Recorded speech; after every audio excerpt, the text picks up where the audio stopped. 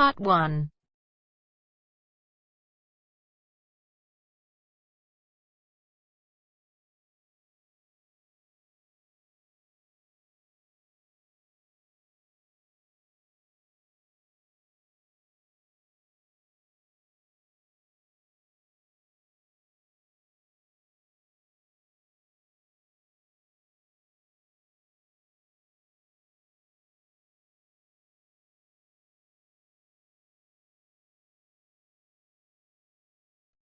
You will hear a man who has just retired telephoning a part-time society to ask about membership and activities. First, you have some time to look at questions 1 to 5.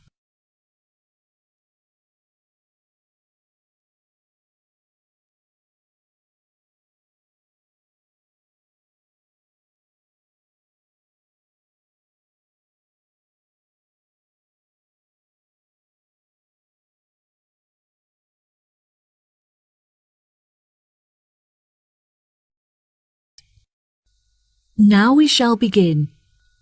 You should answer the questions as you listen, because you will not hear the recording a second time. Listen carefully and answer questions 1 to 5.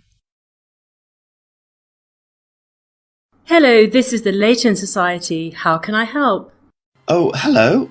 I'm just phoning you because I'm interested in becoming a member of your society, and I was wondering if you could give me some more information.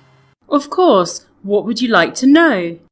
Well, first of all, I'd like to know where you hold the club meetings, as I'm not very mobile anymore, and I'm looking for somewhere that's within walking distance of my house. Are you still down at the old boathouse? No, we moved away from there a while ago. Meetings are now held at the clubhouse. Oh, brilliant. That's only 5 minutes from me. Do you require members to have any skills or experience? No, there is no experience required. We have plenty of female singers and actresses, but we don't have many men who can play the male roles. We are looking to resolve this, and are especially interested in recruiting male actors and singers. I've never sung professionally, but I'm very keen on it, and I've been told that I'm talented, so I think this would be a good fit. Do you organise coaches to transport members to practice at the theatre? Unfortunately, the club does not have sufficient funds to organise transportation, though this is something we are working towards. We are currently looking for members who can drive so that we can organise car sharing. Members who are able to shuttle people in their cars will obviously be compensated for their petrol usage. I don't drive, but I'd be happy to contribute some money in order to use the shuttle services. Yes, that is no problem. Are you aware of when the meetings take place? No, I couldn't find the meeting times on your website. We hold meetings from 6 to 8 p.m. every Tuesday. Ah, that's lucky.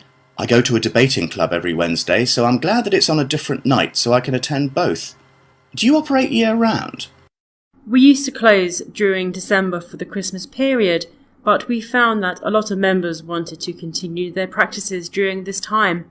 We operate for most of the year, but we do, however, close for August because the weather gets so hot that we are unable to practice comfortably. This may change when we have enough funds to operate the air conditioning. Before you hear the rest of the conversation, you have some time to look at questions 6 to 10.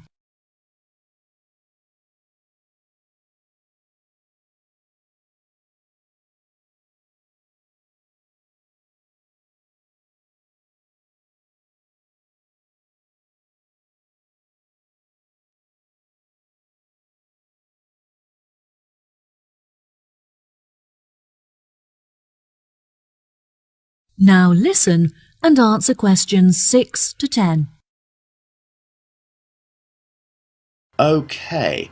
I also wanted to ask how much the membership fee is and what is included with it. Our membership fee is inexpensive and it includes many benefits that certainly make the costs worth it. For example, we hold an annual event where members can meet each other and converse about topics that they have in common. We find that this is very popular, as the dinner is truly superb and included with your membership fee. Wow, that sounds great. And how much does membership cost? We have a couple of membership rates depending on your age and situation. For employed members under the age of 30, the fee is £40, while it costs £60 for members aged between 30 and 60. Which of these categories do you fit into? Oh, I don't fit into either of those.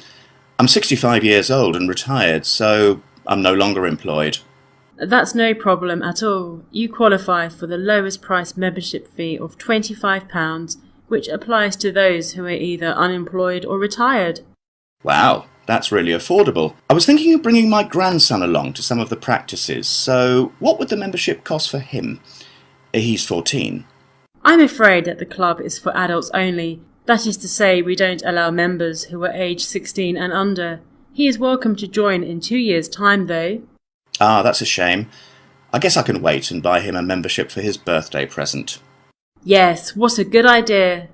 I was hoping I could bring him with me so I have someone there to talk to. I'm worried that I won't have anything in common with the other members. I'm sure you'll fit in just fine. All our members are very friendly and interested in culture and music. Most of the people involved are modern authors looking for new experiences to write about in their books. You could read some of their books so you have something to discuss with them. That's a good suggestion. I'll definitely do that. I'm really looking forward to attending the annual dinner, so I can meet new people and hopefully make some friends. Absolutely. Everyone has a great night and it's all for charity, as all of the money raised from this event is donated to the Children's Hospital so they can buy toys and clothes. Wow, what a great cause. Well, I will definitely be popping in soon to arrange my membership. Thank you for all of your help. No problem at all. Goodbye. Bye. That is the end of part 1. You now have half a minute to check your answers.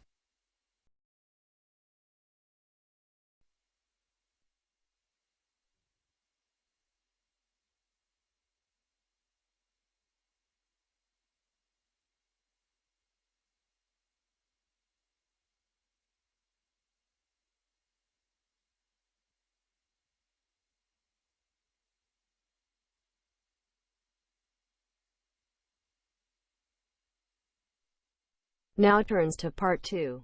Part 2.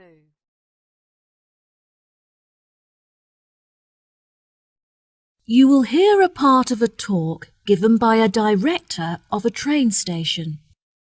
First, you have some time to look at questions 11 to 14.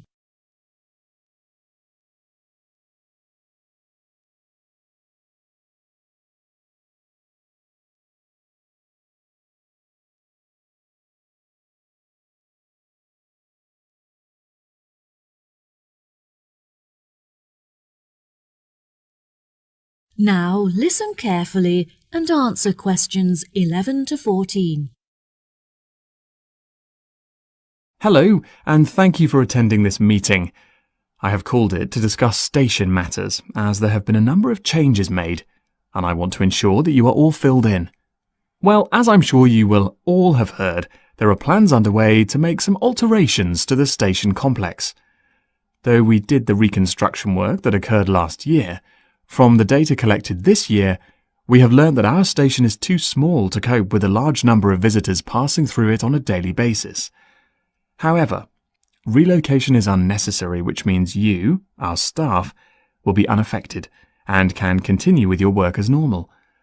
We have decided that our only option is to make the area bigger by building new platforms and new facilities, such as cafes and lounge areas. We have already purchased the site on which these new facilities will be constructed. We had initially planned to build on the site of the old industrial buildings. However, tests carried out on the soil and water showed that it was too highly contaminated with waste from the industrial processes. Instead, we have purchased the site just across the road, on which there used to be a lot of houses that were later converted into shops. These buildings will, of course, be demolished to make room for our new facilities. What is going to be built on this new site? I see you thinking to yourselves. There have been a lot of ideas put forward by all the parties involved. Initially, the station had planned to use the site as a car park. However, we decided this would be a very unsatisfactory way to occupy the space. Instead, we have hired an architect who has an exciting vision to transform the site into a large leisure centre complete with cafes, shops and a lounge where visitors can relax. We hope that this new complex will attract many visitors, not just from the station but also from the apartment blocks in the nearby town centre. As part of the construction works, we are also going to create new formal gardens where visitors can enjoy the greenery and sit outside in the fresh air. The new leisure complex will be located to the right of the shopping district, so these formal gardens will serve as a meeting place for pedestrians. Before you hear the rest of the talk, you have some time to look at questions 15 to 20.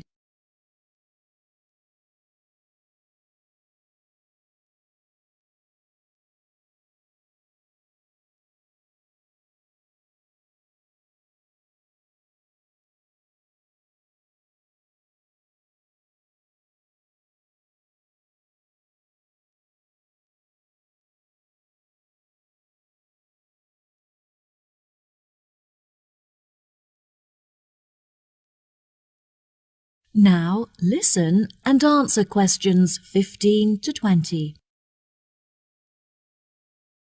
Now, I'm delighted to be able to introduce you all to the plans for our new complex, so if you could please focus your attention on the maps in front of you. We will start at the main entrance and make our way towards the cafe, which is located behind the wall that we can see directly in front of us, just next to the rear entrance. In this position, the cafe is obscured from the entrances, which will keep the space warm and also create an intimate atmosphere. Once visitors arrive at our station, they often need further transport in order to reach their homes. Therefore, we have introduced a taxi rank with its own waiting area.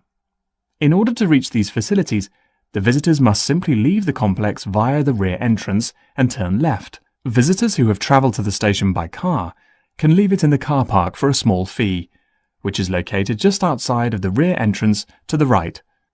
At present, our station does not have an internal seating area for passengers, so they are forced to wait for their trains outside on the platforms, which can be particularly unpleasant during the winter. We have, therefore, decided to introduce a passenger waiting area inside the new complex to the right of the rear entrance, with comfortable seating where passengers can pass the time comfortably in the warmth. As this space is a distance away from the station, we have also proposed a waiting area for wheelchair users that is closer. As visitors enter through the main entrance, this space will be located behind the wall to their left. Finally, we have also decided that it would be a great idea to introduce a new tourist office, where visitors can get maps and information on our wonderful town.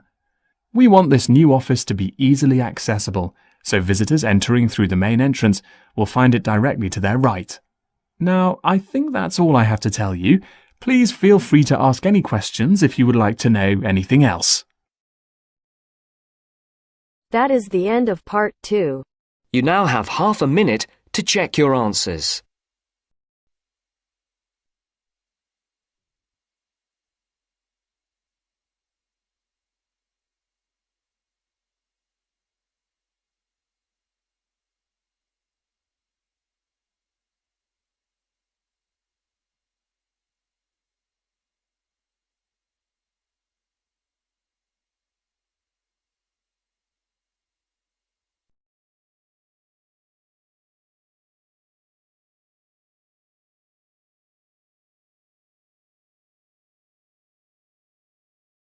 Now turns to part 3.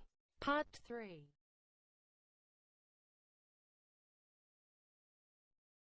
You will hear 3 students discussing an experiment they're interested in.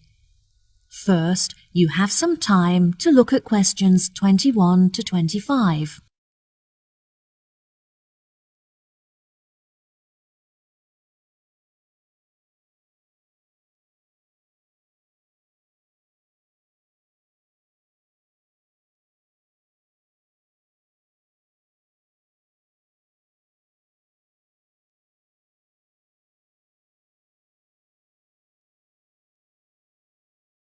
Now listen carefully and answer questions 21 to 25. Oh, hi Jen and Irene. Are you two heading to class? Hey, Bill. Yes, we're just walking there now. We're a little bit early, but we wanted to prepare our apparatus for the experiment. Do you want to walk with us? Yes, sure. It'll be good to catch up. How is everything going with your experiment? Have you decided what your test subject is yet? It's going really well, and we're conducting the test as laboratory partners. We've decided to test the effects of gravitational force on a series of objects with different densities. It's interesting, but it's a lot of work. I've been planning the experiment for the last 2 weeks, and I only finished yesterday. Gosh, Irene, I'm really impressed by how hard-working you are. I enjoy chemistry so much that it doesn't feel like work. Whenever I have some free time at the weekend, I spend it in the laboratory working on it.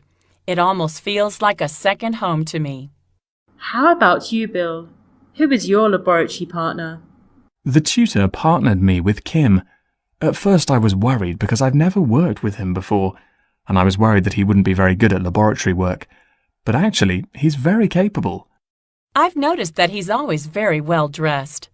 Yes, he's very stylish, and we share the same tastes in clothes. That doesn't stop him from getting his hands dirty, though. He's a very hard worker and makes a significant contribution, which I'm really grateful for. Ah, it's good that you get on well with your partner. It makes the experiment so much more enjoyable when you work well together. What do you think of the other people in our group? A lot of the boys are really good at maths, which is really helpful with all the calculations we have to do. Irene is good at maths as well, which makes her contribution really useful because she can do all the equations. I take care of all the writing because Irene finds that difficult. We'd probably fail without each other's help. That's true. I'm so glad that we're nearly finished. Only because you finished the data analysis. Oh, Jen, you give me too much credit. I'm so glad that I didn't get partnered with Linda again. Jen and I were grouped with her for our last experiment, and it was a nightmare. Yes, she always submitted her work on time for the group work, but she never had her phone on her, so it was impossible for anyone to keep in touch with her and vice versa. Her attitude was pretty annoying, but in all fairness, she was a very hard worker because she realized the amount of work needed to get a high score. Jen is such a hard worker. In fact, she has been invited to work on the professor's personal project. Wow, that's amazing. Well done. Why were you picked? I thought he would pick one of the students that he's closer to, but he told me he was impressed with me because I always complete reading the assignments in time for class. I bet you'll be really popular among the other students when they find out. They'll all want to hear about the project. Before you hear the rest of the conversation, you have some time to look at questions 26 to 30.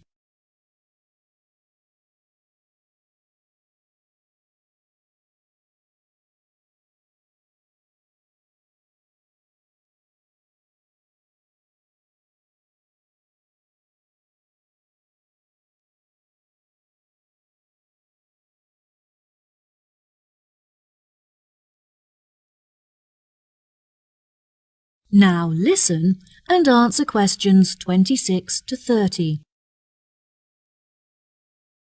You should give everyone tasks so that they have the opportunity to participate. That's a really good idea, actually. Will you help me decide who to assign each task to? Of course. Now let's see. Well, as Irene finds writing difficult, perhaps it would be useful for her to practice that by doing the bibliography. I think the bibliography is a bit long for me. I think I'd be better suited to the methodology. Yes, that makes sense. Bill, you've told us that Kim is a hard worker, so I think he should be tasked with the conclusions, as there is quite a lot of effort involved. Okay, sure. I know that Kyle hasn't been feeling well, so he should take care of the abstract and the acknowledgement because there is very little work to be done for those tasks. Jen, do you want to review some of the literature? It's a lot of work, but I know that you really enjoy writing, so I'm confident that you'll do a good job. Sure, sounds great. Right, so that leaves the bibliography and the discussion to assign. I think that Linda will struggle with the amount of work involved in the referencing, So perhaps I should take care of that task, and she can do the other one? That's great, guys. Thanks for your help. I'll tell the tutor when he arrives.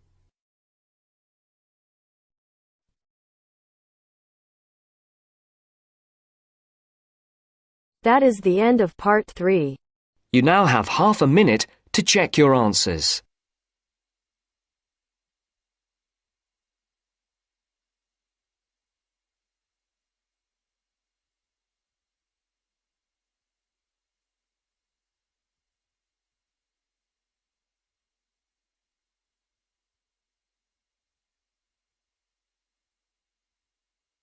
Now turns to part 4. Part 4. You will hear a talk on research in nanotechnology. First, you have some time to look at questions 31 to 40.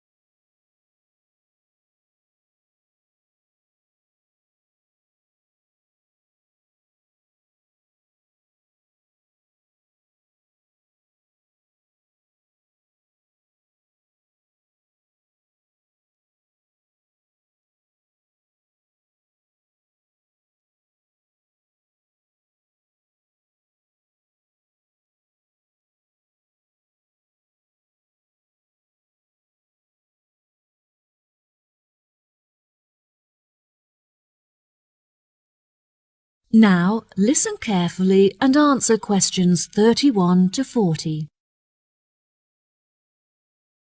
Good morning, everyone. Welcome to the second lecture in our series on modern technology.